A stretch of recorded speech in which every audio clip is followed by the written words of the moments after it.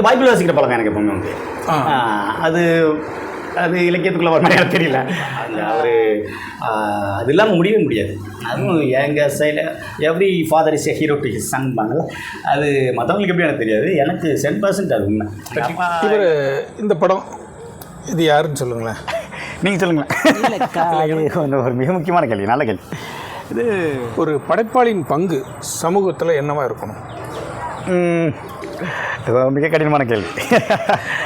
கடைசியாகனா rubber பந்து ஒரு நல்ல குரல் முறை. நான் யுகபாரதியை ஒரு கவிஞனாகத்தான் பார்க்கிறேனே ஒழிய நான் ஒரு ஆசிரியரை வந்து நான் அவரோடு உடன்பட மாட்டேன்.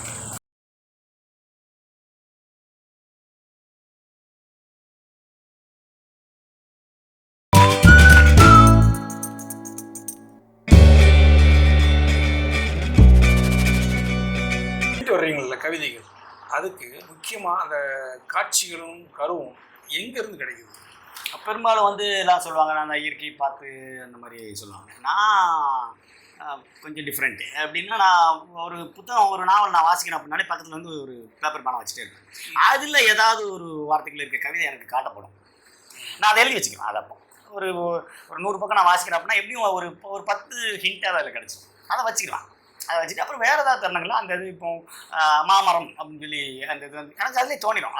அதே மாமரம் வந்து இங்கே இதுக்கு முன்னால் வந்து எங்கே வேணாலும் படிச்சுக்கலாம். ஆனால் அது குறிப்பிட்ட ஒரு தருணத்தில் மட்டும் இதில் எதுவும் கிடைக்கணும்னு உங்களுக்கு தோணும். ஐ மீன் எனக்கு தோணும். நான் அந்த மாமரத்தை மட்டும் எழுதி வச்சுக்கேன். வேற ஒரு சூழலில் அதை குறித்து சிந்திக்கும் பொழுது வந்து எனக்கு என் வழியாக வரும். உங்களோட வாசிப்பு தான் மிக முக்கியம் வந்து வாசிப்பு தான். நீங்கள் வாசிப்பு இல்லாமல் எதுவுமே சாத்தியம் கிடையாது. சரி, இப்போ புத்தகங்கள் வாசிக்கிறீங்க, எந்த மாதிரி புத்தகங்கள்? அதாவது சிற்றிதழ்கள் வாசிக்கிறீங்களா இல்லை பெரிய நாவல்கள் அது மட்டும் தான் வாசிக்கிறீங்க? இதில் நான் ரொம்ப நாளாகவே நான் நட்பு கூட்டத்துலேயும் நான் சொல்லுவேன், கவிஞர்கள் மட்டும் நான் சொல்கிறேன். இவங்க என்ன நினச்சிக்கிறாங்கன்னா, இப்போ எழுத வர்றாங்க கவிதை எழுத வந்தாங்கன்னா கவிதைகளை மட்டும்தான் வாசிக்கணும்னு நினச்சிட்டே இருக்காங்க. அது ஒரு மிகப்பெரிய தவறு. பறந்துபட்ட வாசிப்பு என்னுடையது. ஆயிரா வெங்கடச்சலபதி, பரமசிவம் இவர்களுடைய ஆய்வு கட்டுரைகளாக இருக்கட்டும், மனுஷன்ன கல்யாணின இவங்களுடைய கவிதை புத்தகங்களாக இருக்கட்டும், எஸ்லாம் கிருஷ்ணன், ஜெயமோகன் இவங்களோட நாவல்களாக இருக்குது. எனக்கு கல்வியே கிடையாது. பைபிளே எனக்கு ஒரு புக்கு தான். அதில் வந்து அப்படி ஒரு பறந்துபட்ட வாசிப்பு இருந்தால் தான் அவங்களுடைய கவிதைக்கான பாடுபொருட்கள் விஸ்தாரமாக அவங்களுக்கு கிடைக்கும். இதுக்குள்ளே நீங்கள் நிறைய பேர் இருக்காங்க, வெறும் கவிதை தொகுப்புகளை மட்டுமே வாசிச்சுட்டு கவிதை எழுதுறாங்க. கவிதை தொகுப்புகளை நீங்கள் வாசிச்சுன்னா ஒரு ஒரு ஐடியா உங்களுக்கு கிடைக்கும். இப்படிலாம் சொல்லலாமா அப்படின்ட்டு. அதுவே உங்களுடைய சொந்த நடையாய் மாறிவிடாதுங்களா?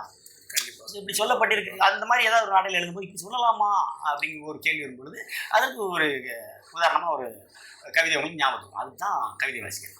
மற்றபடி ஏன்ட்ட கேட்டீங்க அப்படின்னா, நாவல்ங்கிறது ஒரு 500 பக்கமோ 600 பக்கமோ உள்ள கவிதை. கவிதைங்கிறது 7 வரியோ 8 வரியோ உள்ள ஒரு நாவல். அவ்வளோதான். சரி, அப்போ நீங்கள் இப்போ வந்து கவிதை மட்டும் தான் எழுதிட்டு இருக்கீங்களா? அடுத்து உங்களோட அடுத்த கட்டமாக கவிதையை தாண்டி சிறுகதை, நாவல் அந்த பக்கம் போகிற மாதிரி உங்களோட? இல்லை, அந்த எண்ணம் இல்லை எனக்கு. ஏன்னா இதுலேயே வந்து எனக்கு நிறைய சொல்ல வேண்டியிருக்கு. எனக்கு அது போக இதுதான் என்னுடைய வடிவம். சோம்பேறித்தனம்னு வச்சுக்கோங்க. நீங்கள் ஏன் கேட்குறேன்னா, நீங்கள் வாசிக்கிறது எல்லாமே நாவல்களும் சிறுகதைகள், தொடர்கதைகள், அப்படி சரித்திர நாவல் இதெல்லாம் வாசிக்கிறீங்கல்ல. ஒருவேளை நம்ம கவிதையே எழுதிட்டு இருக்கோமே, இதை வாசிக்கிறதுனால அந்த மாதிரி நம்ம ஒன்று எழுதலாமான்னு ஒரு எண்ணம் இல்லை. அது எனக்கு இப்போ வரைக்கும் தோணுது. ஆனால் நண்பர்கள் சொல்லுவாங்க, நீங்கள் ஏன் ஒரு நாவல் முயற்சிக்க கூடாது அப்படின்ட்டு. நானும் நாவல் தான் எழுதிட்டு இருக்கேன். ஆனால் 6 வரி முடியாது. அவ்வளோதான். 6 வரி அவ்வளோ. அதாவது விஸ்தாரமாக எழுதக்கூடியது வந்து வாசகர்கள் தான் அதை விஸ்தாரமாக இருக்கும். நான் ஒரு 10 வரி கவிதை கொடுக்கணும், அதுக்குள்ள ஒரு நாவல் கிடைக்கும். உதாரணமாக வந்து நதியாக கடலாக அப்படின்னு சொல்லி 2 வார்த்தையில் ஒரு கவிதை உண்டு. இது எனக்கு தெரிஞ்ச நண்பர்கள்ட்ட கொடுத்தா இவங்க ஒரு சிறுகதையாக அதை எழுதிடுவாங்க. அதுக்கான உள்ளடக்கம் அதில் இருக்குது. அவ்வளோ. ஒவ்வொரு துளியும் ஒவ்வொரு கடல். அவ்வளோ. துளியே கடல். இளையராஜா அவர்கள் சொன்னது போல துளிக்கடல். துளிக்கடல். சரி சரி. இவர் இந்த படம் இது யாருன்னு சொல்லுங்களேன். நீங்கள் சொல்லுங்களேன். இல்லை, எனக்கு தெரியும். ஆனால் நம்ம வாசகர்களுக்கு தெரியும். வாசகர்களுக்கு வந்து இது எனக்கு ரொம்ப பிடிச்சால. அப்புறம் அந்த முதல் கேள்விக்கு இது சொல்லியிருந்துக்கணும். அது ரொம்ப க்ளோஸான ஆட்கள் சாப்பிட்டு ஞாபகம் வர மாட்டாங்க. கலீல் கிப்ரான் நமக்கு ரொம்ப பிடிச்ச ஃபேவரட்டான ஆள். எனக்கு தெரிய வந்து இந்த மாதிரி ஒரு வரிகளை வந்து நான் வேற எங்கேயுமே வாசிச்சதே இல்லை.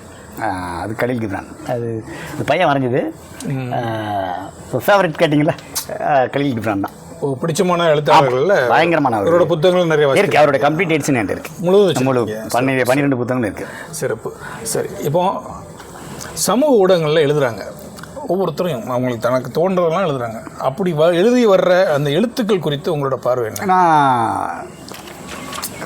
நான் எப்படின்னா மிக எளிதாக கிடைக்கிற பொருள் வந்து தரத்தோடு இருக்குன்னு சொல்லிட முடியாது இல்லையா. அந்த தான் இது ஒரு 2000களில் வந்து இவ்வளவு பேசுறதுக்கான ஒரு வாய்ப்பு இல்லை. ஒரு வாய்ப்பு பேச வாய்ப்பு மறுக்கப்பட்ட சமூகம் தான் இப்போ இந்த வெகுண்டெழுந்து வருகிறது. அதனால் வந்து நானும் எழுதிடுவோம் அப்படின்னு சொல்லிட்டு அவங்க வருது வராங்க. நல்ல விஷயந்தான். சில குறிப்பிட்ட ஆட்களுக்கு மட்டுமே பாதிக்கப்பட்டது இல்லை அல்லவா இலக்கியம். யாரும் நான் வரலாம், அதில் ஒன்றும் தப்பு இல்லை. இப்போ நம்ம வளர்ச்சியோடியில் உட்காந்து எழுதிக்க முடியாது இல்லையா. அது இட் ஹேப்பன்ஸ் தான், அது வரவே செய்யும். ஆனால் நாம் எதை பதிவிடுகிறோம் என்பது மிக முக்கியம். என்கிட்ட அன்றைக்கி ஒரு ஃப்ரெண்டு ஃபோன் போட்டு சொல்கிறான், ஆனால் அந்த பா வெங்கடேசனுடைய அந்த தாண்டவராயன் கதையை வாசிச்சிருக்கியாரா தம்பின்னு கேட்கும்போது நான் அதை இதில் மொபைலில் நான் வாசிக்கினேன் அப்படிங்க. அது ஒரு தமிழில் வந்து ஒரு பெரும் படைப்பு. அது எங்கள் புத்தகத்திலே வந்து அதை படித்தால் தான் அதனுடைய உண்மையான சாரம் வந்து உங்களுக்கு தெரியும். அதை நான் அதெல்லாம் படிக்காங்க. ஒரு 4 வரி கவிதை கிடையாது, அது தமிழில் குறிப்பிட்டு சொல்லக்கூடிய ஒரு மிகப்பெரிய பெரும்படைப்பு. அதை தான் சொல்கிறேன் நான்.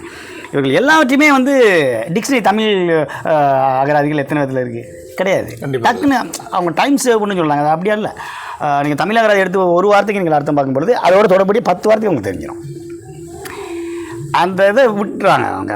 அதில் வெறும் வெற்று கூச்சல் தான் இருக்கிறதானே தவிர அந்த கூச்சலில் அவர் சொல்ல வந்த கருத்தின் அர்த்தம் அப்படின்னு போயிடும். இதுதான் நான் சொல்கிறேன். இல்லை, இப்போ என்னதுன்னா அந்த புத்தக வாசிப்பு, புத்தகத்தை கையில் எடுத்து வாசிக்கிறதுக்கும் சமூக ஊடகங்களில் வர்றதை அந்த அலைபேசியில் நம்ம வாசிக்கிறதுக்கும் அந்த உணர்வு சம்மந்தமாக என்ன வேறுபாடு? இது ரொம்ப நிறைய பேர் எனக்கு கேட்டுருக்காங்க. நான் அதுக்கு சொல்லுவேன், அதே பேர்லாம் உங்களுக்கு சொல்கிறேன். உங்களோட குழந்தைக்கு வந்து குழந்தைய தொட்டு நீங்கள் கொடுக்குற மொத்தத்துக்கும் ஒரு ஃப்ளையிங் கிஸ்ஸுக்குள்ள வித்தியாசம் தான் அது. இது எப்படி எடுத்துக்கலாமா?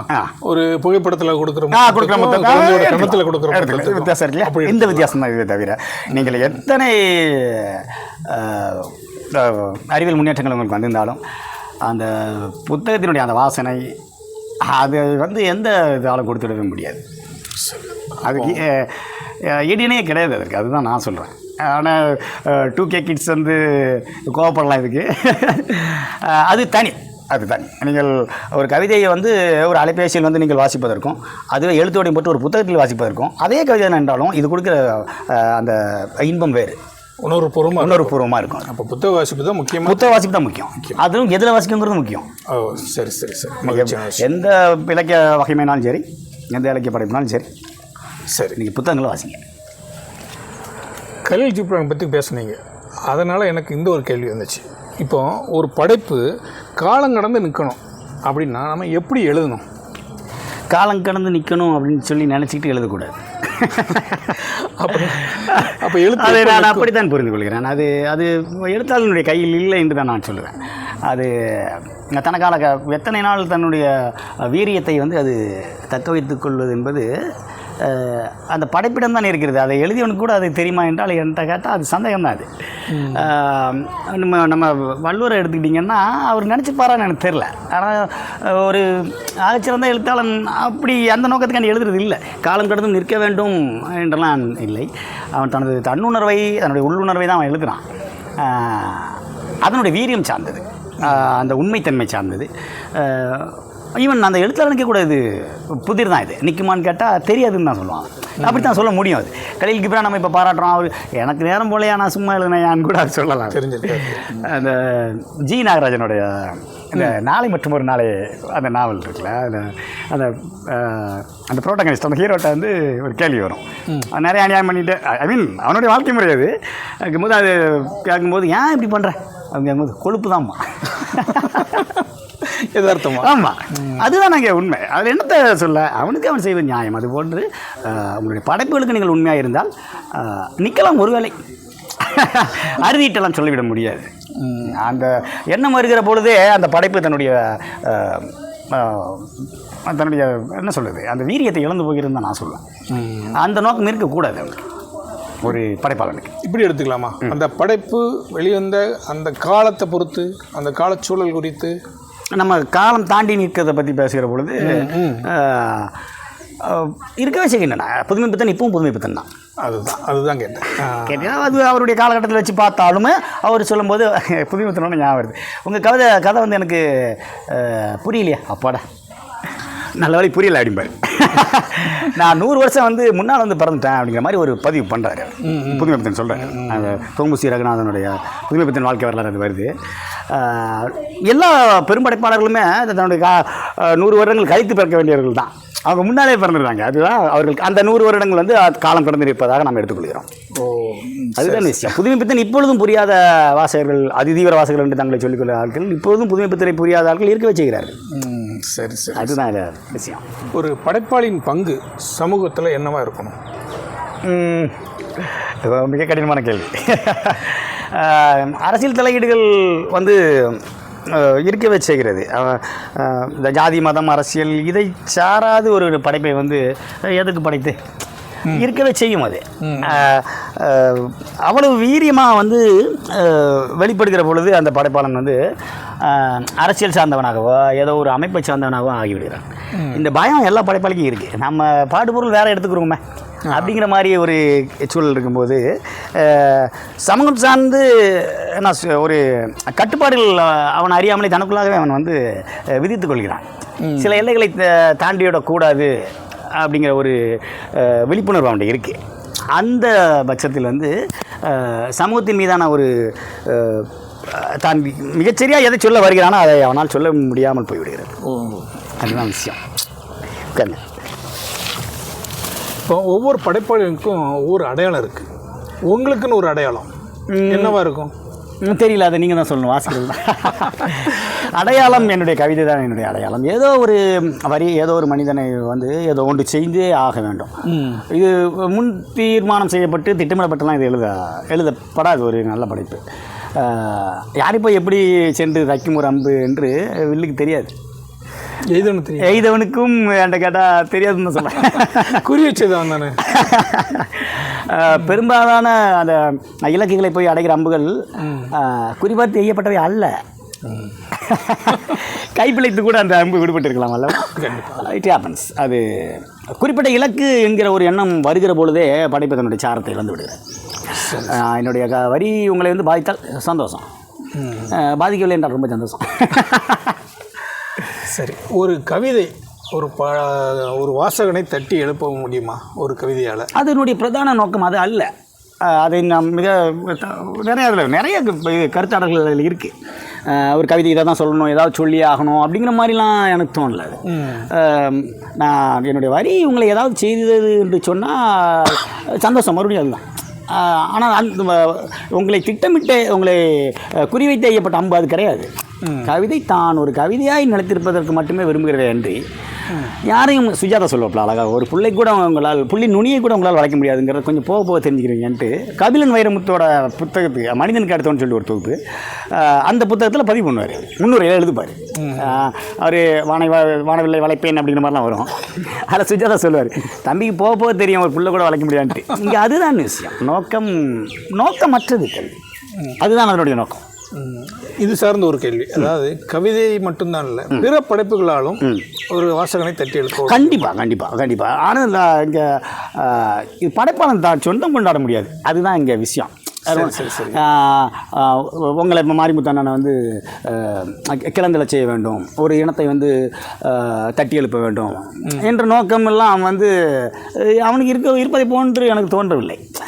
அவன் தன்னுடைய அகத்தை எது தொந்தரவு செய்கிறதோ அதை தன்னுடைய படைப்பாக வெளிப்படுத்துகிறான்.